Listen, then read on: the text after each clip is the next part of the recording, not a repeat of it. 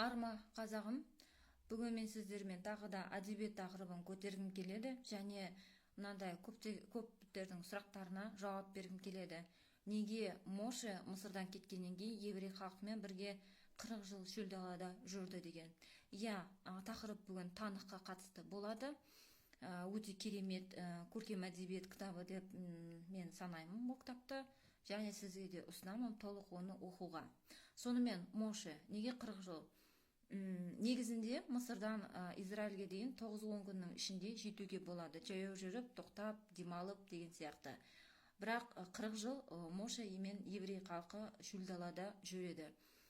40 жыл, 40 деген сан, мына біздің түркі халықтарымыздың орталарында да сиқырлы сан болып танылады. Мысалы, қырғыз деген этноним 49 деген мағынаны білдіреді. Манас батырдың да қасында жолдастары 40 санды болады. Қарақалпақтардың эпостары бар, 40 қыз деген сияқты. Сонымен неге 40 жыл? 40 жылдың ішінде бір ұрпақ туылып өседі. Яғни еврейлер шөл далада жүргенде жаңа ұрпақтың дүниеге келгенін және ол ұрпақтың өсіп, өніп, ақылына өнгенін күтіп жүрген еді. 40 жылдың ішінде құлдықты көрген еврейлер, еврей өкілдері Мошеге қарсылшылық көрсетеді. Неге біз Мысырда қалмадық, одан құл болып жүргеніміз жақсы еді, шөл далада жүргенше деген сияқты түрлі айыптарды айтады.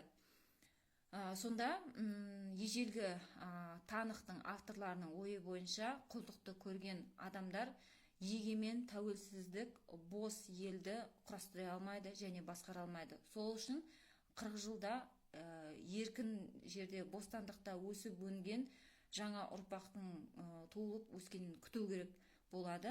Сөйтіп тек қана сол жаңа ұрпақ қана жаңа елді, тәуелсіздік егемен елді құрастыра алады және басқара алады. Мына Украинада болып жатқан соғыс, Ресей неге соғыс ашып отыр Украинаға? Себебі сол 40 жыл өтіп кетпесін деп ше. Егеменде туылып өскен, еркіндікті көрген азаматтар Украинаға билікке келіп, Украинаны тіптен Ресейдің құлдығынан алып кетпесін деген пікірмен олар ашып отыр. Сол үшін Украинаның қаншама деген балаларын өлтіріп жатыр, ұрлап жатыр, Сібірға жіберіп жатыр.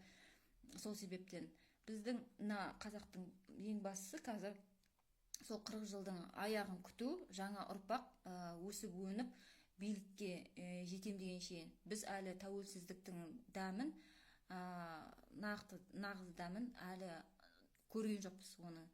Аман болайық қазағым, әдебиетті дұрыстап оқиық.